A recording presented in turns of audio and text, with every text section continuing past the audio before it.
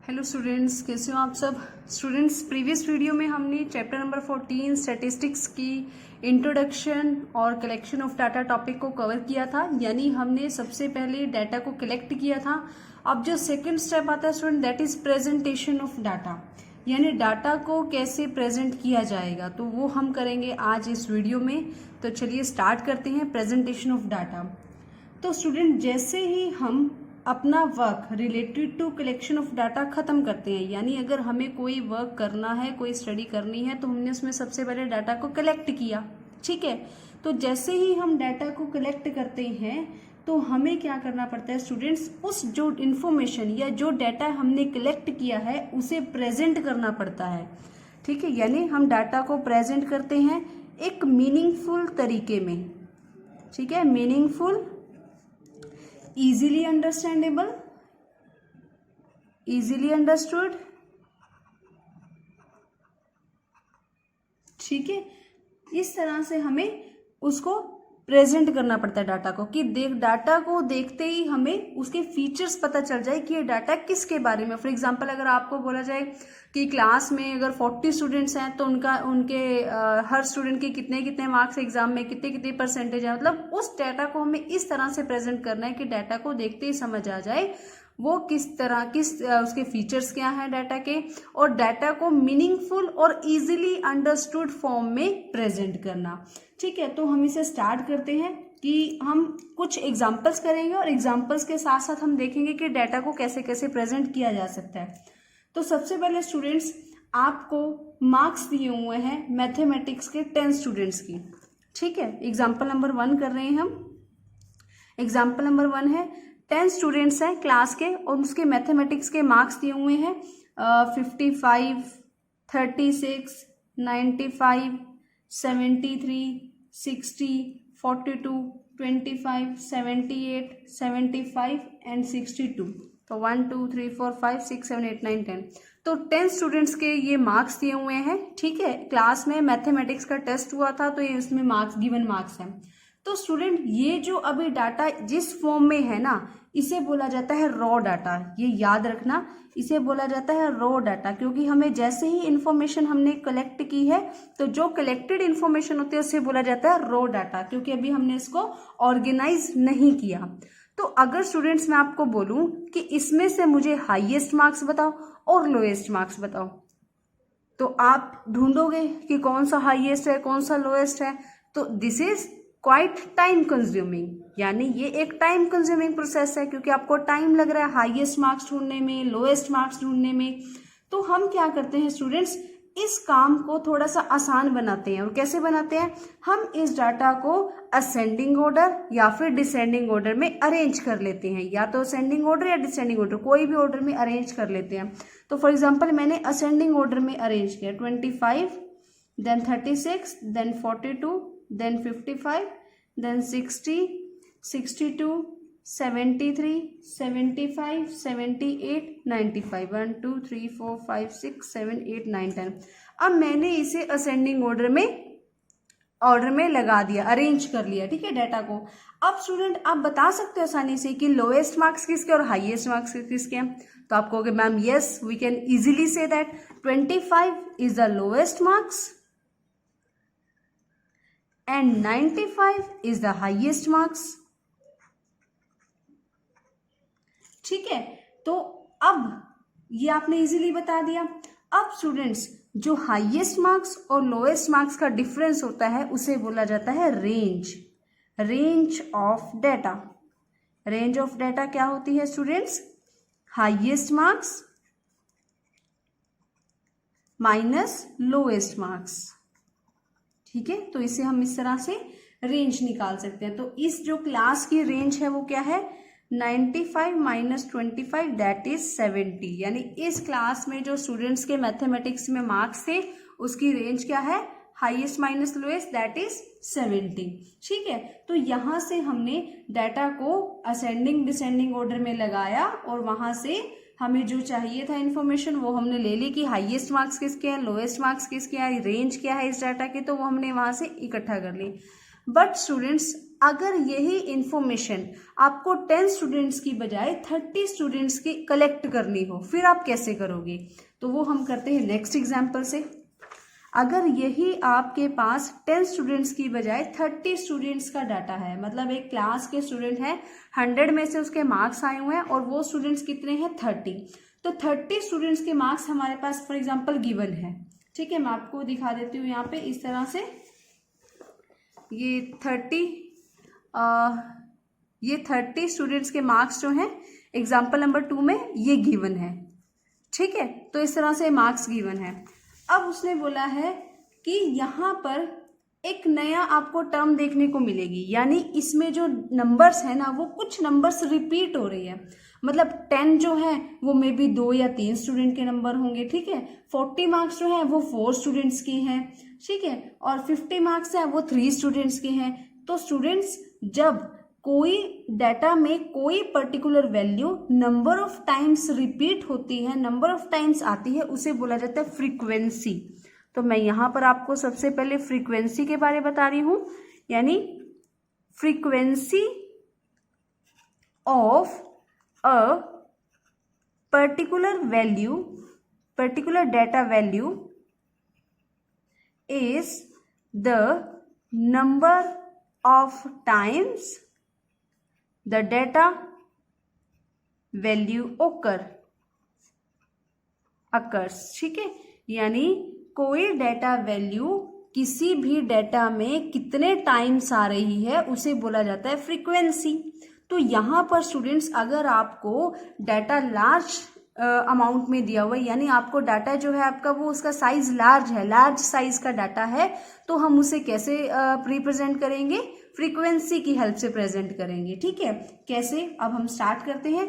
जैसे यहाँ पर हम स्टार्ट कर रहे थे, 10 मार्क्स है, मतलब सबसे कम मार्क्स है जो 10 है, तो मैंने 10 मार्क्स हैं, फिर उसके बाद 20 हैं, फिर उसके बाद 36 हैं, उसके बाद 40 हैं, फिर 50 हैं, देन 56, देन 60, देन 70, 72। ठीक है, मैं यहीं पे बना लेती हूँ। देन 80, 88, 92, 95। अब स्टूडेंट्स, हम यहाँ पर लिखेंगे एक वर्ड फ्रीक्वेंसी। अब फ्रीक्वेंसी क्या है कि number of times the data value occurs, यानी एक जो डाटा वैल्यू है वो कितने टाइम्स आई है। तो जो 10 मार्क्स है वो एक ही स्टूडेंट के हैं। ठीक है, और 20 मार्क्स है वो भी एक ही स्टूडेंट के हैं। जो 36 मार्क्स है वो 3 स्टूडेंट के हैं। 40 मार्क्स है वो 4 स्टूडेंट्स के हैं। 50 मार्क्स 3 स्टूडेंट्स के, 56 2 स्टूडेंट्स के। इस तरह से यहाँ पर ये दिया हुआ है स्टूडेंट्स, ये भी फ्रीक्वेंसी होगी। 80 मार्क्स है स्टूडेंट्स 1 के, फिर उसके बाद 88 2 3 1। तो इस तरह से मैंने इसको टोटल किया तो ये 30 स्टूडेंट्स बन रहे थे मेरे पास। तो यहाँ पर जो टोटल आया ये 30 स्टूडेंट्स आए हैं। तो स्टूडेंट्स, यहाँ पर मैंने फ्रीक्वेंसी की हेल्प लेकर फ्रीक्वेंसी से इस डाटा को प्रेजेंट किया है। अब मुझे इसे टेबल को देखते ही पता लग गया है कि इसमें जो इतने मार्क्स हैं वो कितने बच्चों के हैं। ठीक है, तो यहाँ से जो डाटा को वो हम इजिली प्रेजेंट कर पा रहे हैं जब क्या होगा, डाटा लार्ज होगा। तो हमने फ्रीक्वेंसी से हेल्प से किया। अब जो स्टूडेंट्स इस फ्रीक्वेंसी डिस्ट्रीब्यूशन टेबल है, इसे बोला जाता है ungrouped frequency distribution table. This is known as ungrouped frequency distribution table. और आप चाहो तो इसमें वो टेली मार्क्स भी यूज कर सकते हो। ठीक है, अब इसे अनग्रुप्ड बोला जाता है क्योंकि इसमें हमने ग्रुपिंग नहीं की हुई है। अब हम नेक्स्ट एग्जांपल करेंगे वो ग्रुपिंग की हेल्प से करेंगे। ठीक है, जब डाटा आपका एक्सट्रीम लार्ज हो जाएगा, फॉर एग्जांपल आपको 100, 1000, 10,000 इस तरह से स्टूडेंट्स का डिटेल जो है वो कलेक्ट करनी है, तब हम ग्रुपिंग की हेल्प लेंगे। तो यहाँ आपको समझ आया कि जब हमने इस तरह से विदाउट ग्रुपिंग के डाटा की फ्रीक्वेंसी यूज किया तो उसे बोला जाएगा अनग्रुप्ड फ्रीक्वेंसी डिस्ट्रीब्यूशन टेबल। अब हम स्टूडेंट्स नेक्स्ट बात करेंगे एग्जाम्पल नंबर 3 की। तो एग्जाम्पल नंबर 3 में हम क्या है, हमारे पास 100 plants each were planted in 100 schools during one महोत्सव। ठीक है, तो यहाँ पर उसने बोला था कि एक वन महोत्सव होता है जो मेरे ख्याल से हर साल मनाते हैं हम वन महोत्सव। तो उसमें 100 प्लांट्स थे, 100 स्कूल्स में लगाए गए, लेकिन 1 महीने के बाद उसमें से कुछ प्लांट्स ही सरवाइव कर पाए हैं। तो हमें 100 स्कूल्स का रिकॉर्ड है हमारे पास कि फर्स्ट स्कूल में 95 जो प्लांट्स थे वही सरवाइव कर पाए हैं, फिर 76 मैं आपको दिखा देती हूँ।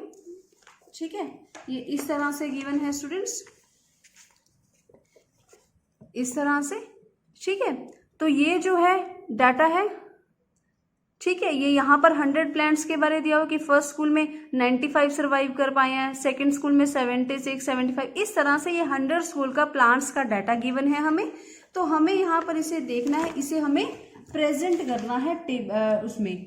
अब देखो इतने लार्ज अमाउंट ऑफ डाटा को प्रेजेंट करने के लिए कि रीडर इसको आसानी से समझ सके, हमें इसको ग्रुप्स में डिवाइड करना पड़ेगा। अब हम स्टूडेंट्स ग्रुप्स में डिवाइड कैसे करेंगे? तो इसमें जो सबसे छोटी वैल्यू होगी हम वहां से स्टार्ट करेंगे। यहाँ पे जैसे इसमें जो सबसे छोटी वैल्यू है students that is start from 20, I think it start from 28, 27। ठीक है, तो इसमें जो भी छोटी वैल्यू होगी वो लेंगे। तो हम इसको सबसे पहले जो ग्रुप बना लेंगे वो 20 से 29 तक का बना लेंगे, इस तरह से 20 से 29। और यहाँ पे लिख लेंगे नंबर ऑफ प्लांट्स सर्वाइव्ड, यानी कितने प्लांट्स जो हैं वो सर्वाइव करें। तो हमने यहाँ पे ग्रुप बना लिया। और जो ग्रेटेस्ट वैल्यू होगी दैट इज 90, 95, 96, ठीक है, 95, 96, 98। तो हम यहाँ से 99 तक ले लेते हैं इसको। ठीक है, 90 की लाइन में आ गया तो 99 तक। तो 20 से 29, 30 से 39, 40 से 49, 50 से 59, 60 से 69, 70 से 79, 80 से 89 एंड 90 से 99। तो मैंने इसे स्टूडेंट्स इस तरह से क्लासेस में या इस तरह से ग्रुप्स में डिवाइड कर लिया। ठीक है, अब ये जो ग्रुपिंग हुई है स्टूडेंट्स, ये जो ग्रुपिंग बनाई है हमने डाटा की, इसे बोला जाता है क्लासेस। इसे हम बोलते हैं क्लासेस, या फिर हम इसे कह सकते हैं क्लास इंटरवल्स। हम इसे कह सकते हैं क्लास इंटरवल्स या फिर क्लासेस। ठीक है, अब स्टूडेंट्स जो इनका साइज है उसे बोला जाता है क्लास साइज या क्लास विड्थ, यानी साइज को बोला जाता है क्लास साइज या फिर क्लास विड्थ। ठीक है, हम इसे क्लास साइज क्लास विड्थ बोलते हैं। अब यहाँ पर साइज क्या है? तो स्टूडेंट्स इनके बीच का जो डिफरेंस होता है, यानी 20 से लेके 29 तक कितने नंबर्स हो गए? 10। तो यानी इस एग्जाम्पल में जो क्लास साइज या क्लास विड्थ है वो है 10। ठीक है, 20 को काउंट करो और देन 21, 22, 23 ऐसे करके 29 तक, तो 10 है। यानी इसका जो क्लास साइज है विच इज क्लास साइज और क्लास विड्थ इज 10। तो हर एक क्लासेस में स्टूडेंट्स यहाँ पर हमें दो नंबर गिवन है, 20 और 29। तो 20 और 29 में दिस इज लीस्ट नंबर, ठीक है, and this is greatest number. ठीक है, तो least number is known as lower class limit, इसे हम बोलते हैं lower class limit, and greatest number is known as upper class limit. ठीक है, इसे हम बोलेंगे अपर क्लास लिमिट और उसे हम कहेंगे lower class limit. Least number lower class limit, greater number अपर क्लास लिमिट। ठीक है, तो इस तरह से हमने इसको अरेंज किया। अब हम वहीं जो हमने इंफॉर्मेशन हमें क्वेश्चन में गिवन थी वहां से हम इसकी फ्रीक्वेंसी लिखते हैं। तो फ्रीक्वेंसी 20 से 29 वाले प्लांट्स थे स्टूडेंट्स 3, 30 से 39 वाले थे 14, देन 40 टू 49 12, देन 50 टू 59 8, 18। इस तरह से हमने इसको काउंट कर लिया और यहाँ पर जो टोटल आई वो कितने आई? 100 प्लांट्स। ठीक है, अब इसके अंदर हम स्टूडेंट्स टेली मार्क्स भी यूज कर सकते हैं। टेली मार्क्स आप लोगों को अच्छे से आता है। 3 है तो 1 2 3, 14 है 1 2 3 4, दिस इज फॉर 5, 6 7 8 9 10, 11 12 13 14, और 12 है 1 2 3 4 5 6 7 8 9 10 11 12, 8 है 1 2 3 4 5 6 7 8, 1 2 3 4 5 6 7 8 9 10 11 12 13 14 15 16 17 18। तो इस तरह से हम इसके टैली मार्क्स को स्टूडेंट्स बना सकते हैं। ठीक है, ठीक है। तो यहाँ से हमने इसमें टैली मार्क्स भी यूज कर लिए। तो डाटा को हम इस तरह से रिप्रेजेंट करेंगे स्टूडेंट्स, जब हमारा जो डाटा होगा वो बहुत ही लार्ज अमाउंट में होगा तो हम क्या करेंगे, ग्रुपिंग। अब स्टूडेंट्स यहाँ पर हमने डाटा को जो प्रेजेंट किया है वो ग्रुप्स में किया है, that's why this is known as grouped frequency distribution table. This is known as grouped frequency distribution table. ठीक है, हमने पीछे क्या पढ़ा था, अनग्रुप्ड, जिसमें हमने ग्रुपिंग नहीं की थी। ठीक है, उसमें हमने अनग्रुपिंग मतलब अनग्रुप्ड बोला गया था क्योंकि उसमें हमने ग्रुपिंग नहीं की थी। और this is known as grouping क्योंकि इसमें जो डाटा था वो बहुत ज्यादा लार्ज अमाउंट में था तो हमने ग्रुपिंग कर ली। अब देखो, अगर आपको पूछा जाए कि 60 और 60 से ज्यादा प्लांट्स कितने स्कूल्स में सर्वाइव कर रहे थे, 60 और 60 से ज्यादा, तो 60 और 60 से ज्यादा ये 4 वैल्यूज होंगी। तो इन चारों वैल्यूज को टोटल कर लो आप, 18 + 10 + 23 + 12, तो आप इजीली बता सकते हो कि कितने स्कूल्स में। यानी जो रीडर है वो स्टूडेंट्स इसको बड़ी आसानी से ऑब्जर्व कर सकता है और बड़ी आसानी से इसे अंडरस्टैंड कर सकता है। तो ये जो ग्रुप फ्रीक्वेंसी डिस्ट्रीब्यूशन टेबल है ये बहुत ज्यादा हेल्पफुल होता है डाटा को इजीली अंडरस्टैंड करने के लिए।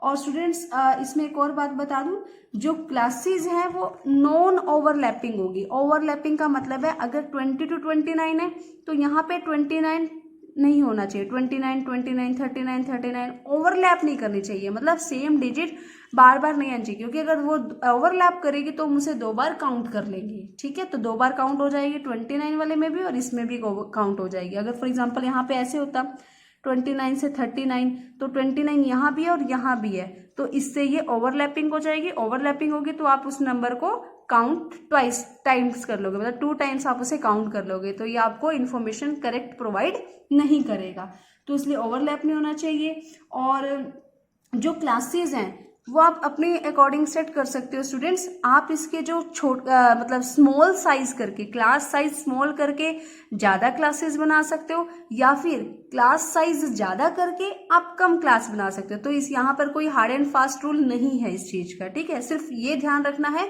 कि ओवरलैपिंग नहीं होनी चाहिए।